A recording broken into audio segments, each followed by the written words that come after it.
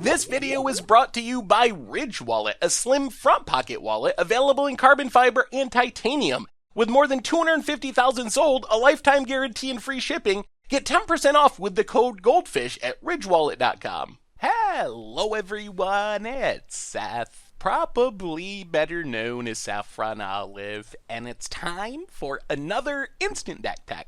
So as you know, Wednesday means it's Wild Card Wednesday here in Instant Deck Tech land, and today we are heading to Guild's Ravnica Standard for probably the wildest deck we've seen out of the first few days of the format, and that is Mono Black Control, basically 2-for-1 dot deck, and this one comes to us from Amnesia, who took it to a 5-0 finish in a competitive Standard League on Magic Online. So congrats to Amnesia on a super sweet deck. A quick reminder before we break down Mono Black Control for Standard.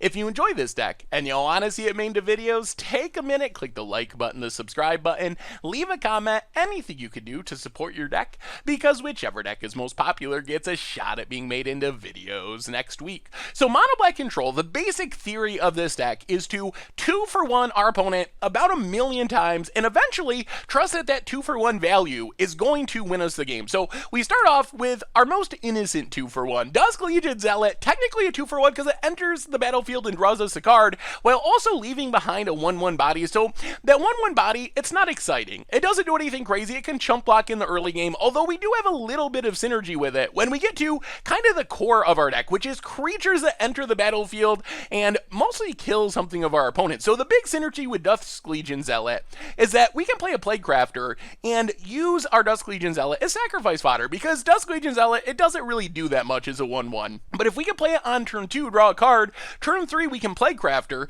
we sacrifice a relatively useless 1-1, hopefully kill a real creature from our opponent, or in the Dreamland get a Planeswalker, or worst case make them discard a card. But another kind of 2-for-1 advantage there with Plaguecrafter, Chupacabra is the most straightforward 2-for-1. Just kills a creature when it enters a battlefield and leaves behind a 2-2 body. And then Tetzimoc can be like a 3 or 4 or 5-for-1. If we have some extra mana throughout the game, we can just put prey counters on things, and then when we eventually get to 6 mana and cast Tetzimoc, it's kind of a wrath that leaves behind a massive 6/6 death-touching body. So a ton of creatures that essentially generate that 2-for-1 advantage where we're getting a creature left behind, our opponent's losing something, and if we could just do that turn after turn after turn where we're drawing cards with Dusk Legion Zealot, keeping these creatures on the battlefield while our opponent's losing something, eventually we're just going to have more cards and more things on the battlefield than our opponent and hopefully ride these things to victory.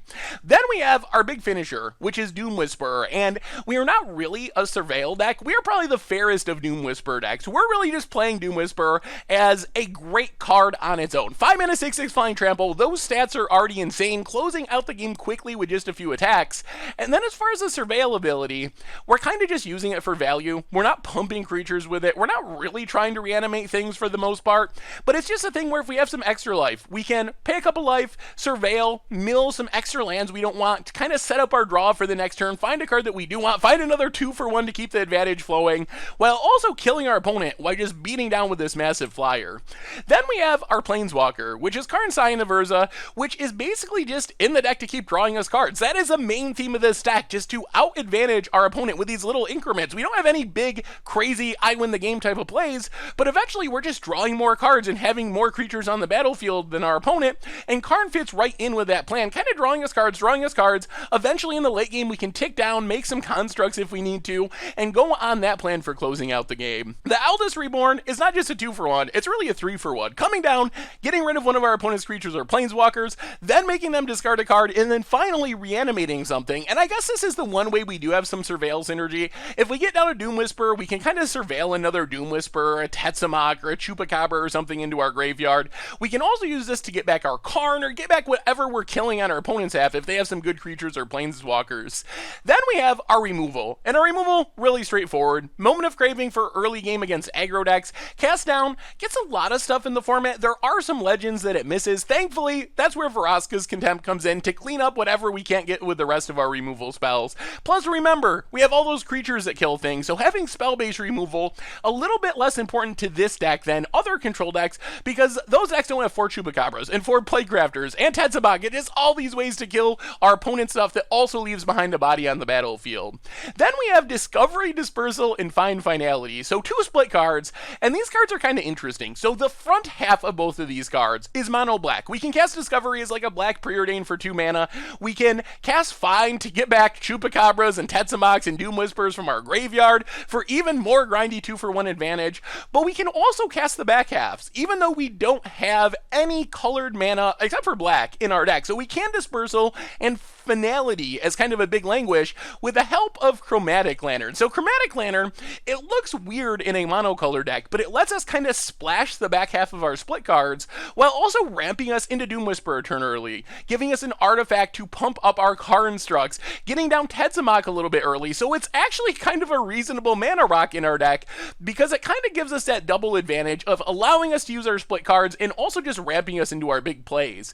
The other nice thing about Chromatic Lantern is it allows us to be a little bit greedy with our mana base. We have Cabal Stronghold, really powerful in the late game, but slow and colorless in the early game. For Field of Ruins, really powerful answer to things like Azcanta, but also colorless. That's 8 colorless lands in our deck, but with Chromatic Lantern, those colorless lands can tap for black mana, so we kind of minimize the downside of playing all these colorless lands, because Chromatic Lantern fixes our mana, lets us free roll things like Cabal Stronghold for the late game, Field of Ruin for annoying non-basic lands. In the sideboard, Deadweight Eldest Reborn, give us some more removal. Plague Mare to come in against tokens like Selesnya and wipe away the board, kind of the Black Chain Whirler. Ritual of Soot, another Wrath against the aggro decks. Texamok for bigger things. And then for control, we get Duress and Kitesail Freebooter to just relentlessly attack our opponent's hand. Argo's Bloodfest for more card advantage. And that is mono black control for Standard. And that's our instant deck tech for today. So thank you so much for watching. I hope you enjoyed the video, and I will talk to you soon. Thanks for watching the video. If you enjoyed it, help us out by clicking that like button down below. And to keep up on all the latest and greatest, click that subscribe button. And don't forget to hit that bell icon to get alerts whenever we have new videos. And if you want to, check out some of our other sweet videos here and here.